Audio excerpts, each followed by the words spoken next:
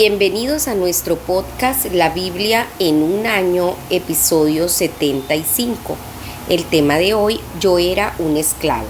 Sam Morris, de 23 años, era un ateo militante que se identificaba con las enseñanzas de los más fervientes opositores de la fe y la religión. Una noche se conectó a internet y descubrió que estaba por comenzar un alfa en un lugar próximo de su casa. Se dirigió a la iglesia pensando, voy a acabar con la fe de unos cuantos de esos cristianos irracionales. Pero su encuentro con las enseñanzas y la persona de Jesucristo no fue lo que esperaba. Al finalizar el curso, escribió en el cuestionario de opiniones: descubrí que Jesús ejerce una atracción irresistible y he pasado de ser alguien sin nada de fe a alguien con una inmensa esperanza. Para mí la diferencia que implica estar sujeto a la libertad plena es pasar de vivir en un estado de falacias a vivir en la verdad. 3 meses después fue bautizado. Me dijo, soy libre de mi vida anterior. Era un esclavo de un montón de cosas. Era un esclavo de la sociedad y de mis colegas. Pero ahora soy libre para vivir mi vida. Estoy entusiasmado por ver lo que Dios tiene reservado para mí. La salvación significa libertad. Sam tuvo una experiencia de cómo Jesucristo nos hace libres. Vamos ahora a abrir la Biblia en Salmos capítulo 34, versos del 11 al 22. Salmos 34 del 11 al 22, vamos a leerlo en PDT. Vengan, hijos míos, escúchenme y les enseñaré a respetar al Señor. El que ame la vida y desee ver días felices, aléjese de los planes perversos y evite decir mentiras. Apártese del mal y haga el bien. Busque la paz y no descanse hasta conseguirla. El Señor cuida a la gente justa y escucha sus oraciones. En cambio, el Señor se opone a los perversos. Morirán y pronto todos se olvidarán de ellos. Oren al Señor y Él los escuchará. Él los salvará de todos los peligros. El Señor siempre está dispuesto a ayudar a los que sufren y salva a los que han perdido toda esperanza. Si alguien es justo, no importa cuántos males sufra, el Señor lo rescatará. Él lo protegerá por completo, no se romperá ninguno de sus huesos. En cambio, los perversos serán destruidos por su propia maldad. Los que persiguen a los justos serán castigados. El Señor protege la vida de sus fieles y todo el que acuda a Él en busca de ayuda la encontrará. El primer punto, vamos a entender un poco el texto que acabamos de leer. Experimenta una vida de libertad. ¿Enfrentas grandes desafíos en tu vida? Quizá en tus finanzas, relaciones, salud, familia o alguna otra situación difícil. Este salmo está lleno de dirección y maravillosas promesas para quienes enfrentan muchos males. Tu vida debería reflejar esta nueva libertad como hijo de Dios. El apóstol Pedro cita este salmo en una de sus cartas como evidencia de la clase de vida que debemos llevar. Pedro menciona el llamado de David a una vida justa, añadiendo la explicación de que para esto fueron llamados. Eso lo encontramos en 1 de Pedro 3:9. El que quiera amar la vida y gozar de días felices, que refrene su lengua de hablar el mal y sus labios de proferir engaños, que se aparte del mal y haga el bien, que busque la paz y la siga. Los ojos del Señor están sobre los justos y sus oídos atentos a sus oraciones. El rostro del Señor está en contra de los que hacen el mal. Eso lo encontramos en Salmo 34 del 12 al 16 y también en 1 de Pedro 3 del 10 al 12. El Señor salva. No puedes salvarte por tu cuenta. El Señor es quien te hace libre. Nuestro Dios nos rescata. Él mira tu vida y aguarda escuchar tu oración. Sus oídos atentos a sus oraciones, dice el verso 15. Cuando clamamos, el Señor nos oye, nos libera de todas nuestras angustias. Cada año me gusta anotar en mi Biblia los males o angustias particulares del momento. Es sorprendente mirar hacia atrás y ver cómo Dios me ha librado. Me anima a clamar nuevamente. Dios no dice que no habrá tribulaciones, sino que promete librarte de todas ellas. Él está especialmente cerca de ti en los momentos difíciles. El Señor está cerca de los quebrantados de corazón y salva los de espíritu abatido. Cuando te enfrentas a un tiempo difícil, puede que no sientas necesariamente que Dios está cerca, pero Él lo está. Dios está ahí todo el tiempo, como dice el verso 19 en la traducción El Mensaje. Pero el Señor salva la vida de sus siervos. Él promete que no hay condenación para los que en Él confían. Lo dice Romanos 8:1. Participas de la santidad de Dios por medio de Cristo. Por lo tanto, puedes incluirte en la categoría de los justos. Vamos a orar. Amado Señor, quiero darte gracias por la enorme cantidad de veces en que he clamado a ti y me has escuchado y me has librado.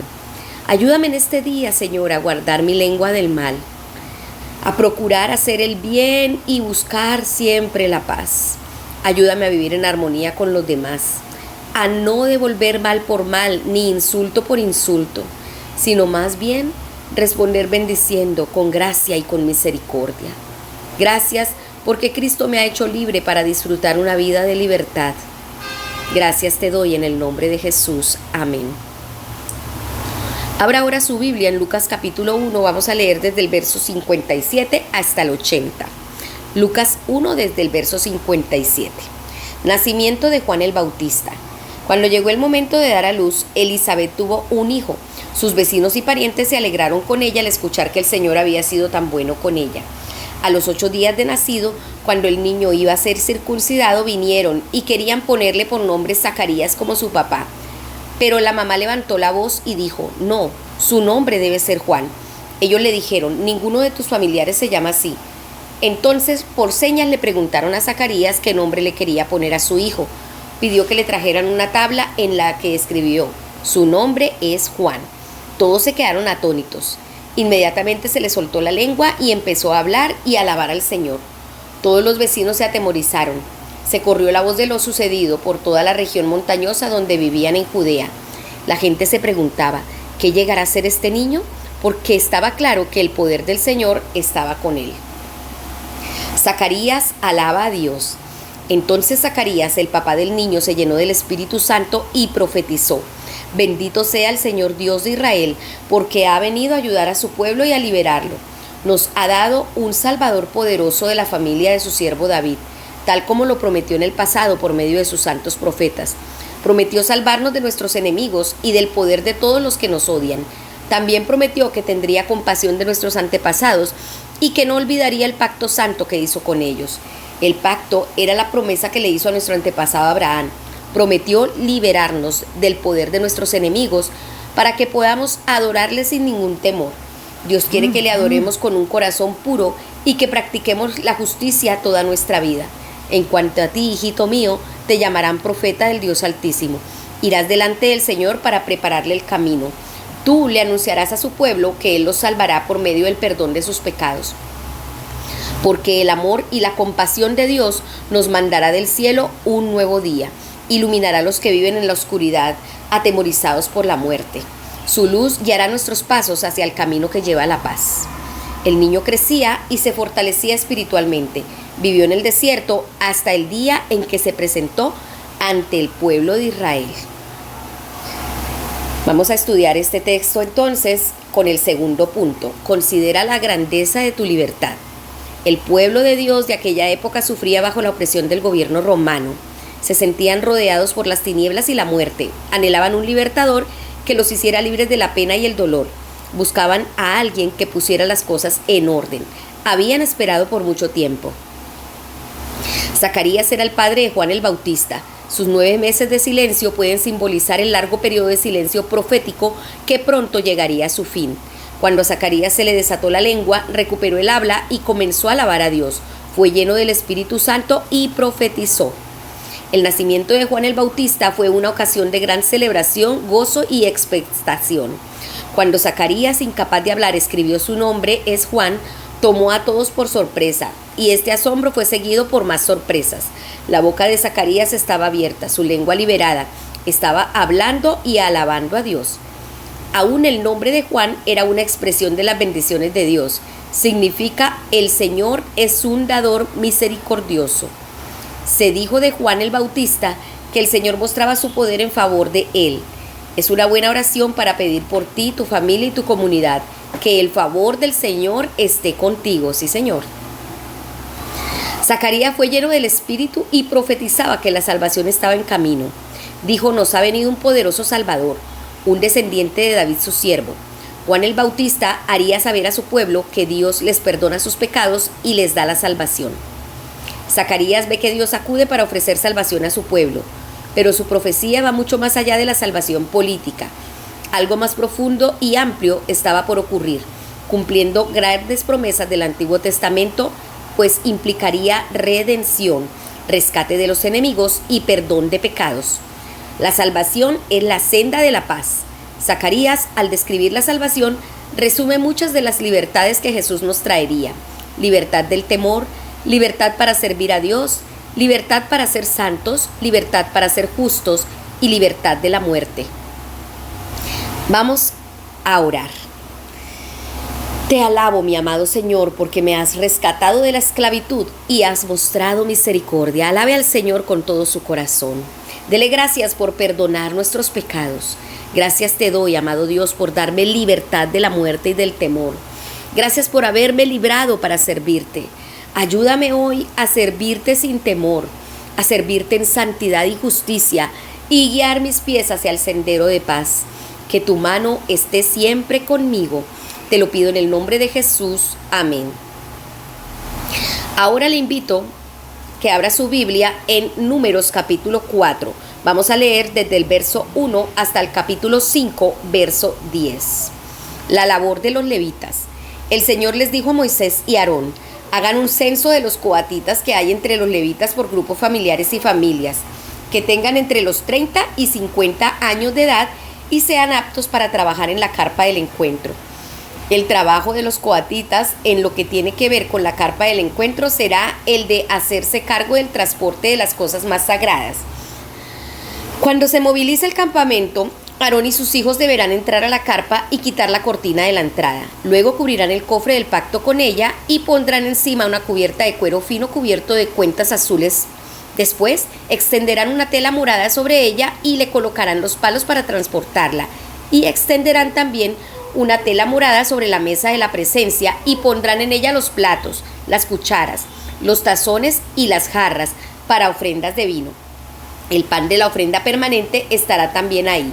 Extenderán una tela roja sobre esto, cubrirán la mesa con una cubierta de cuero fino cubierto de cuentas azules y después le colocarán los palos para transportarla. Después tomarán una tela morada y cubrirán con ella el candelabro, sus lámparas, las tenazas, los platillos y todas las jarras de aceite utilizadas en la lámpara. Luego pondrán esto y su equipo en una cubierta de cuero fino cubierto de cuentas azules y colocarán todo eso sobre unos palos para cargarlo. También extenderán una tela morada sobre el altar de oro, lo cubrirán con una cubierta de cuero fino cubierto de cuentas azules y le pondrán sus palos para cargarlo. Después tendrán que tomar todas las piezas del equipo usado para servir en el lugar sagrado. Los pondrán en una tela morada, los cubrirán con cuero fino cubierto de cuentas azules y después los colocarán sobre sus palos para cargarlo. Luego deberán limpiar las cenizas del altar y extender una tela morada sobre este. Después pondrán sobre el altar todos los utensilios que se usan para el servicio, o sea, las tenazas, los tenedores, las palas, los tazones, todo el equipo del altar. Sobre este deberán extender una cubierta de cuero de delfín y luego poner todo esto sobre sus palos para cargarlo. Aarón y sus hijos terminarán de cubrir todo el equipo sagrado y todos los objetos sagrados. Una vez el campamento esté listo para moverse, entonces los coatitas podrán venir a cargar todo esto, pero ellos no deberán tocar las cosas sagradas para que no mueran. Los coatitas cargarán las cosas de la carpa del encuentro. Eleazar, hijo del sacerdote Aarón, estará a cargo del aceite para la lámpara, del incienso aromático, de la ofrenda diaria de cereal y del aceite de consagrar. Él también será responsable del cuidado de toda la carpa sagrada y de todo lo que hay en ella. Responderá por las cosas sagradas y por sus utensilios. Luego el Señor le dijo a Moisés y a Aarón: no dejen que ninguno de los grupos familiares de los coatitas sea separado de los levitas. Ellos deberán hacer lo siguiente para que no mueran al tocar las cosas más sagradas. Aarón y sus hijos entrarán y le enseñarán a cada uno de ellos el trabajo que deben hacer y lo que tienen que cargar. Los coatitas no deben intentar mirar las cosas sagradas ni siquiera por un instante, porque si lo hacen, morirán. El Señor le dijo a Moisés: haz también un censo de los gersonitas por familias y grupos familiares. Cuenta los que tengan entre 30 y 50 años de edad, o sea, todos los que sean aptos para trabajar en la carpa del encuentro. El trabajo de los gersonitas es empacar y mover. Ellos transportarán las cortinas de la carpa sagrada, la carpa del encuentro y su cubierta, y la cubierta de cuero fino cubierto de cuentas azules que está encima de ella. También transportarán la cortina de la entrada de la carpa del encuentro. Ellos deben transportar también las cortinas del patio del armazón a la entrada de la puerta del patio que rodea la carpa sagrada, y el altar, sus cuerdas y todos sus utensilios y accesorios necesarios para realizar su trabajo. Aarón y sus hijos supervisarán todo el trabajo de los gersonitas, todo lo que muevan y empaquen. Tú deberás hacerlos responsables de cuidar todo lo que movilicen. Ese es el trabajo de los gersonitas en la carpa del encuentro y lo que tienen a su cargo. Esto lo harán bajo la dirección de Itamar, hijo del sacerdote Aarón. También haz un censo de los meraritas por grupos familiares y familias. Cuenta los que tengan entre 30 y 50 años de edad, o sea, todos los que sean aptos para trabajar en la carpa del encuentro. En cuanto a su trabajo en la carpa del encuentro, ellos transportarán las tablas de la carpa sagrada, sus travesaños, postes y bases. También los postes del patio alrededor, sus bases, estacas y cuerdas, todo su equipo. Haz una lista por nombre de todo lo que ellos tienen que cuidar y cargar. Ese es el trabajo de los meraritas en lo que respecta a la carpa del encuentro. Esto lo harán bajo la dirección de Itamar, hijo del sacerdote Aarón. Moisés y Aarón y los jefes de la comunidad hicieron el censo de los coatitas por sus grupos familiares y familias. Contaron a todos los hombres entre 30 y 50 años de edad, o sea, los aptos para trabajar en la carpa del encuentro. El resultado del censo por grupos familiares fue de 2.750 hombres. Esos fueron los hombres contados de los grupos familiares coatitas para trabajar en la carpa del encuentro. Moisés y Aarón los contaron conforme al ordenado por el Señor a Moisés. Se hizo también el censo de los gersonitas por grupos familiares y familias y contaron a todos los hombres entre 30 y 50 años de edad, o sea, todos los aptos para trabajar en la carpa del encuentro. El resultado del censo por grupos familiares fue de 2.630.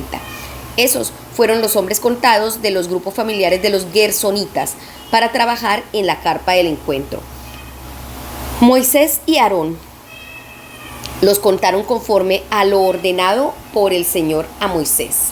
Los meraritas también fueron censados por grupos familiares y familias. Contaron a todos los hombres entre 30 y 50 años de edad, o sea, todos los aptos para trabajar en la carpa del encuentro. El resultado del censo por grupos familiares fue de 3.200. Esos fueron los hombres contados de los grupos familiares meraritas. Moisés y Aarón los contaron conforme al ordenado por el Señor a Moisés. Así pues, Moisés y Aarón y los jefes de la comunidad hicieron el censo de todos los levitas por grupos familiares y familias. Contaron a todos los hombres entre 30 y 50 años de edad, o sea, los aptos para trabajar, manejar y transportar todo lo de la carpa del encuentro. El total de este censo fue de 8.580 hombres. Ese censo se hizo conforme a lo ordenado por el Señor a Moisés. A cada uno se le dijo lo que debía hacer y lo que debía transportar, todo tal como el Señor lo mandó a Moisés. Capítulo 5. Pureza del campamento. El Señor le dijo a Moisés: ordena a los israelitas que saquen del campamento a todo el que tenga en los genitales un flujo fuera de lo normal, de sangre o de pus, y a todo el que se haya contaminado por tocar un muerto. Los sacarán del campamento, sean hombres o mujeres, para que no contaminen el campamento donde yo vivo con ustedes. Los israelitas obedecieron y sacaron del campamento a toda esa gente, tal como el Señor le dijo a Moisés. Multa por daños y prejuicios. El Señor le dijo a Moisés: dile a los israelitas que en caso de que alguien, hombre o mujer, peque causándole un daño a otro, estará traicionando al Señor y es culpable. El que hace eso deberá confesar el pecado que cometió y pagar a la persona defraudada el costo del daño que le causó más una quinta parte de su valor. Si se da el caso de que la persona ofendida ha muerto y no tiene parientes para recibir el pago, entonces ese pago se entregará al Señor. El sacerdote recibirá el pago. Además, el que cometió la ofensa deberá llevarle al sacerdote un carnero para que haga la ceremonia de la purificación del que cometió la ofensa. Toda donación santa que los israelitas consagren y entreguen al sacerdote pertenecerá al sacerdote. Lo que cada cual consagre es suyo, pero lo que entregue el sacerdote será para el sacerdote. Tercer punto. Vamos a estudiar este texto que acabamos de leer. Nunca des por sentada tu libertad. ¿Sirves de algún modo en tu iglesia local? ¿Eres un colaborador o simplemente un consumidor? Dios tiene un rol y una responsabilidad para ti. En este pasaje del Antiguo Testamento vemos una anticipación y una prefiguración de la iglesia, donde cada miembro tiene un rol diferente para desempeñar, como lo dice Efesios 4, versos 7, 11 al 13. Al leer sobre los coatitas, gersonitas y meraritas, cuyas edades estaban entre los 30 y los 50 que vinieron para servir, vemos que Dios asignó a cada individuo tareas específicas, así como Dios hoy en día nos ha asignado trabajo específico para desempeñar en la iglesia. Para los israelitas el ministerio estaba centrado en la tienda del encuentro, el lugar de la presencia de Dios. Hoy en día la presencia de Dios está entre el pueblo en el cuerpo de Cristo. La obra y el ministerio al cual eres llamado se ordenan a la edificación del cuerpo de Cristo. Esta es una de las maneras en las que experimentarás la presencia de Dios en la actualidad. La presencia de Dios no está confinada a un lugar particular, sino en cambio se experimenta donde sea que su pueblo se encuentre. En este pasaje vemos que no podemos dar por sentada nuestra libertad. Se nos recuerda de la santidad de Dios y el hecho de que se hizo falta que sucediera algo asombroso para lograr que tuvieras la clase de relación con Dios que ahora puedes disfrutar. Dios le recuerda a Moisés que cualquier clase de pecado implica un acto de infidelidad hacia Dios. El hombre o la mujer que peque contra su prójimo traiciona al Señor y tendrá que responder por ello. La persona culpable debe confesar su pecado, hacer restitución y ofrecer un sacrificio de expiación. Somos incapaces de hacer la expiación por nosotros mismos. La expiación debe ser hecha en nuestro favor. Eso es lo que hizo Jesús en la cruz. En otras palabras, Dios te capacitó para ser uno con Él. La barrera del pecado fue removida por medio de Jesús, de modo que tú y yo podemos decir: era esclavo y ahora soy libre. Vamos a orar. Amado Señor, gracias por liberarme, para que pudiera llevar una vida de libertad. Oro para que nunca dé por sentada dicha libertad. Ayúdame cada día a estar consciente de que tú eres quien me ha libertado y vivir agradecido contigo. Ayúdame a usar mi libertad para servirte y servir a los demás. Ayúdame a cumplir con mis responsabilidades de una forma que te agrade. Ayúdame, Señor, a valorar el servicio que tú me has dado por tu misericordia. Gracias por permitirme servirte. En el nombre de Jesús. Amén. La pastora Pipa añade, Salmo 34, 18, el Señor está cerca de los quebrantados de corazón y salva a los de espíritu abatido. He visto incontables veces al amor del Señor sosteniendo de forma sobrenatural a quienes atraviesan grandes dificultades. Muchas son las aflicciones del justo, pero el Señor los librará de todas ellas, dice el verso 19 de Salmos 34. Me gustaría que el texto dijera que las angustias del justo son pocas o ninguna, pero dice son muchas. Creo que si no pasáramos por tiempos difíciles, no sabríamos que Dios es nuestro libertador y que podemos confiar en Él en tales momentos. Así es, confío en mi Señor porque Él es el que me ha dado la libertad. Gracias, Señor, por este devocional. Bueno, esperamos que haya sido de gran bendición para su vida y que usted también pueda estar gozando de la libertad que nos da Cristo Jesús. Si no lo ha hecho aún, puede recibir a Cristo en su corazón, proclamar que Él es el Señor de su vida y empezar a leer la palabra y a obedecerlo cada día. Recuerden que este devocional fue escrito por el pastor Nicky Gumbel de la iglesia HTB en Londres y la voz de este podcast es de Marisol Rojas. Que el Señor les bendiga.